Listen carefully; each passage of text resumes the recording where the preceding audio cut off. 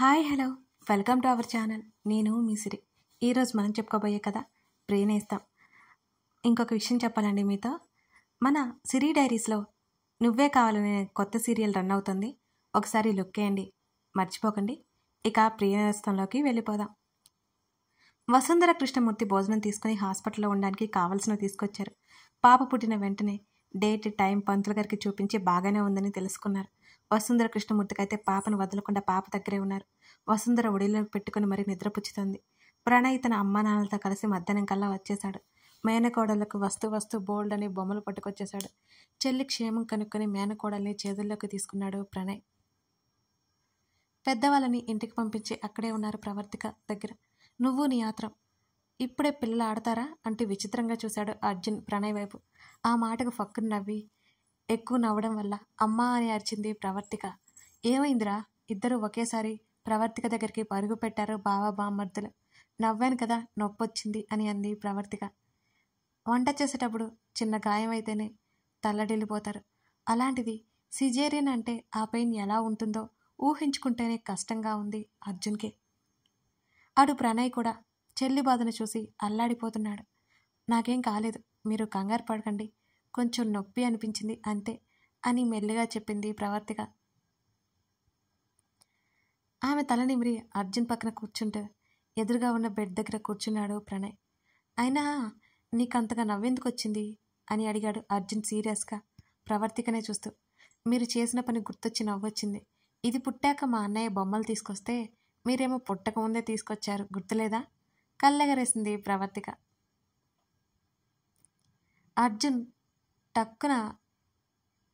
అర్జున్ వైపు చూస్తూ ఇప్పుడు అర్థమవుతుంది ఆత్రం ఎవరికో అని ముసిముసిగా నవ్వాడు ప్రణయ్. చాలే ఆపండి, నా బేబీ కోసం తెచ్చాను అంటూ ఉయ్యల్లో చేతులు పెట్టి పాప కాళ్ళను మెల్లిగా స్పృశించాడు అర్జున్. అరే బావా, నా మేనకోడలు అచ్చ నా చెల్లిలాగే ఉందిరా అన్నాడు ప్రణయ్.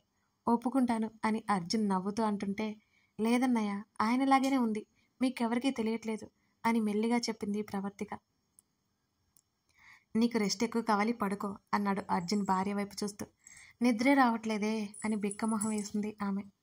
మాట్లాడకుండా ఉండు అని అన్నాడు అర్జున్. నేనేం మాట్లాడాను ఇప్పుడు? మూతి తిప్పింది. ఒకవైపు మాట్లాడుతూనే ఉంటావు, మరోవైపు నేనేం మాట్లాడాను అంటావు. నువ్వు ఎక్కువ రెస్ట్ తీసుకోవాలి అని అర్జున్ చెప్తుంటే సరే అని కళ్ళు మూసుకుంది. కాసేపటికి నిద్రలోకి జారుకుంది. రెండవ రోజు సాయంత్రం ప్రవర్తిక ఫుడ్ పెట్టారు.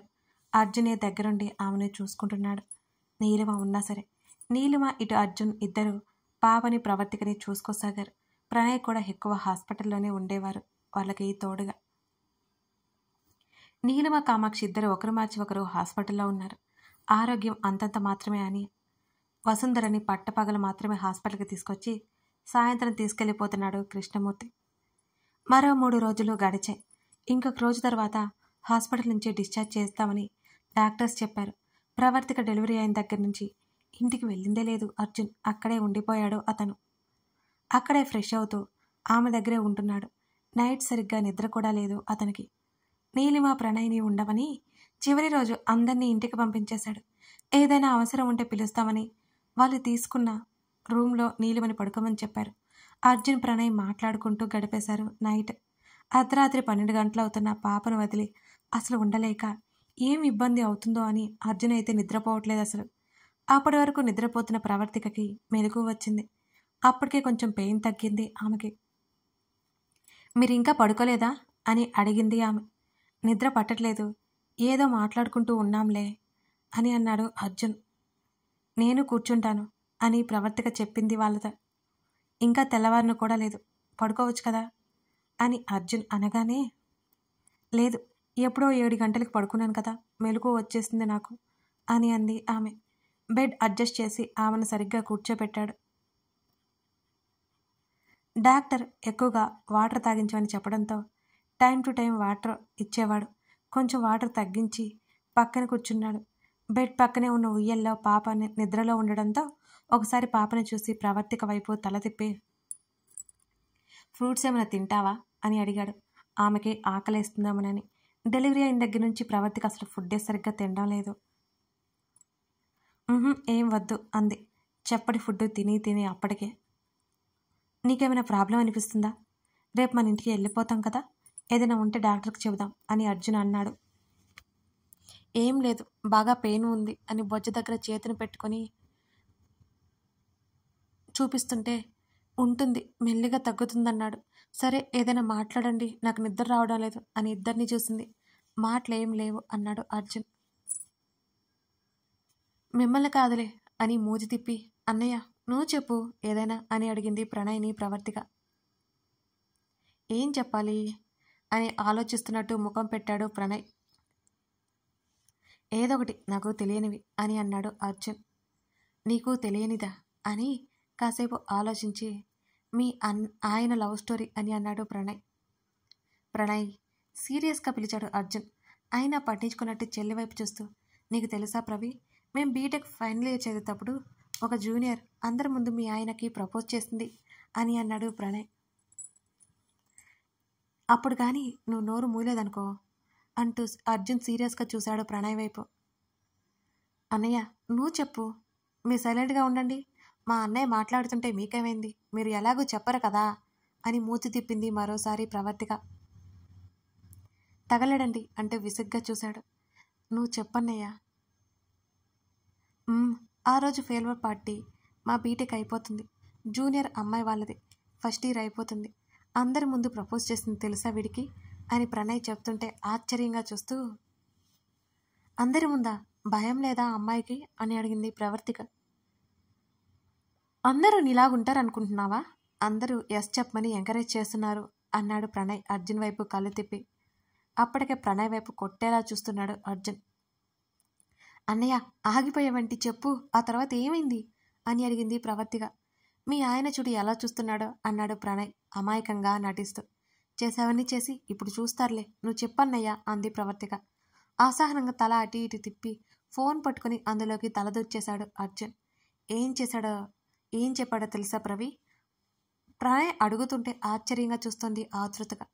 నా భుజం చుట్టూ చెయ్యేసి, ఇదిగో వీడికి ఒక చెల్లి ఉంది, మేమిద్దరం ప్రేమలో ఉన్నాం, చదువైపోగానే ఉద్యోగం తెచ్చుకుని వెంటనే పెళ్లి చేసుకుంటాం అని అందరి ముందు చెప్పాడు. నేనైతే షాక్ అయిపోయాను తెలుసా అని అన్నాడు ప్రణయ్ అప్పుడే విషయాన్ని అతను గుర్తు చేసుకుంటూ.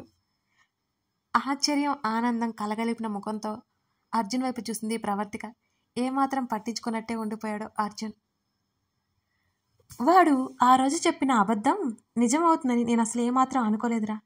నీ టాపిక్ కూడా ఎప్పుడూ మా మధ్య రానేలేదు, కానీ చూసావా, డెస్టినీ అని ఒకటి ఉంటుంది, ఎవరిని ఎలా కలపాలో అలాగే కలుపుతుంది అన్నాడు ప్రణయ్. ప్రేమగా అర్జున్ వైపు చూసింది ప్రవర్తిక. అప్పుడే లోహిత నుంచి మెసేజ్ వచ్చింది. ఈ నైట్ వాళ్ళు ఇంకా పడుకోలేదా అనుకుంటూ వెంటనే వచ్చేస్తా. రే చేసిన ఓవరాక్షన్ చాలు కానీ వెళ్ళి పడుకో, ఇంకా మాటలేంటి అన్నాడు అర్జున్. సరేరా అని బయటికి వెళ్ళిపోయాడు ప్రణయ్. రూమ్ డోర్ లాక్ చేసి వచ్చి, మాటలైపోతే ఇక నిద్రపోవచ్చు నువ్వు అన్నాడు అర్జున్. ఏవండి ఇక్కడ పడుకోండి. ఆమెను కొన్ని క్షణాలు చూసి బెడ్ అడ్జస్ట్ చేసి ఆమె పక్కనే పడుకున్నాడు అర్జున్. జాగ్రత్తగా ఆమె తలని తన భుజం మీద పెట్టుకున్నాడు. ప్రవర్తికైతే నిద్ర పట్టట్లేదు సంతోషంతో. అతని ఛాతీ మీద మొదటి గుండీ తీసేసి వేలుతో రాస్తోంది. మెంటల్ అని కసిరాడు. మీరెందుకు నన్ను ముందే కలవలేదు, మా ఊరు రావచ్చుగా ఒక్కసారైనా అని అడిగింది. అక్కడ నువ్వు ఉంటావని రాలేదు అని అర్జున్ అనగానే, నిజమేనా అని చిరుకోపంగా అడిగింది. అవును, నాకు అమ్మాయిలతో మాట్లాడడం అలవాట్లేదు అన్నాడు అర్జున్. అతని ఛాతీ మీద గిల్లింది. నొప్పితో చిన్నగా అరిచాడు కూడా. ఏమైంది అన్నాడు విసుగ్గా చూస్తూ. లేకపోతే అన్నీ అబద్ధాలే. చూసి చూడగానే అమ్మాయిల్ని హత్తుకోవడం అయితే వచ్చు కానీ మాట్లాడడం రాదంట. లోపలే గొనిగింది ప్రవర్తిక. ఏమైందంటే మాట్లాడవేంటి, మీరు అబద్ధాలు చెప్తుంటే ఇంకేం చేస్తాను అని అడిగింది అతన్ని. ప్రణయ్ ఎప్పుడూ నాతో పాటే ఉంటాడు కదా, ఇద్దరం కలిసి ఏదైనా టూర్కి వెళ్ళి తిరిగి వచ్చేవాళ్ళం, అందుకే రాలేదు, రావాలని కూడా అనుకోలేదు. ప్రణయ్ ఎన్నోసార్లు రమ్మన్నాడు కానీ ఎవరు ఏంటి ఎక్కడ ఉంటారు, మీ అమ్మ ఎవరు, మీ నాన్న ఎవరు, ఈ ప్రశ్నలన్నిటికీ సమాధానం చెప్పాలంటే నాకు ఇష్టం లేదు. వీలైనంత త్వరగా అందరినీ అవాయిడ్ చేస్తూ ఉంటాను అని చెప్పాడు అర్జున్. తల్లిదండ్రులు లేకుండా గడపడం ఎంత కష్టమో తనకు తెలియకపోయినా అర్జున్ పరిస్థితి ఊహించుకుంటుంటేనే బాధగా ఉంది ప్రవర్తికకి.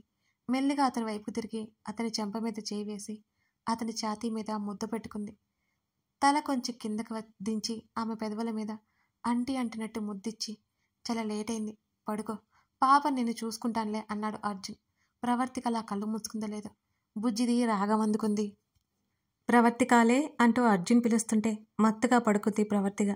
ఆమెను వదిలి మెల్లిగా లేచి పాపని చేతుల్లోకి తీసుకున్నాడు. అతనంత ట్రై చేసినా పాప ఊరుకోవట్లేదు. ఆకలికి ఏడుస్తుందని అర్థమై ప్రవర్తికాని లేపక తప్పలేదు అర్జున్కి. ఆమె మత్తుగా లేచి కూర్చుంది. బేబీకి ఆకలేస్తుంది చూడు అంటూ జాగ్రత్తగా పాపను ఒడిలో పడుకోబెట్టుకున్నాడు అర్జున్. పాపకి పాలు పట్టించి పక్కన బెడ్ మీద పడుకోబెట్టి నిద్ర వస్తుంటే బెడ్ మీద వాలింది. పాప మూతి తుడిచి, అందుకే చెప్పేది రెస్ట్ తీసుకోమని. పాప పడుకున్నప్పుడల్లా నువ్వు నిద్రపోవాలి, లేకపోతే నీకు అసలు రెస్ట్ ఉండదు అన్నాడు అర్జున్. అలాగే అని నిద్రమత్తులో తల ఊపి పడుకుంది.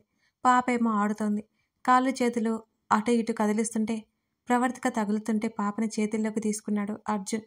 కాసేపు అలాగే ఊపగానే నిద్రలోకి జారుకుంది. ఊయల దగ్గరే నిద్రపోకుండా గడిపేశాడు ఆ రాత్రి కూడా. ఇంకా పడుకోలేదా అన్నాడు ప్రణయ్ లోహితతో. నువ్వు లేకపోసరికి నిద్ర పట్టట్లేదు అని లోహిత గారంగా అంది. దీన్నే ఓవర్ అంటారు. మనకేదో పెళ్ళయ్యి రోజు మిస్ అయినట్టు చెప్తున్నావు కదే అన్నాడు ప్రణయ్. ఏమో నాకైతే అలాగే అనిపిస్తోంది బాబు. సరే కానీ వదిన పాప ఎలా ఉన్నారు అని అడిగింది లోహిత. ఉదయం చూసావు కదా అన్నాడు ప్రణయ్. చూసాలే, మేనకోళ్ళు పుట్టేసరికి ఫుల్ హుషారుగా ఉన్నట్టున్నావు అని అంది లోహిత నవ్వుతూ.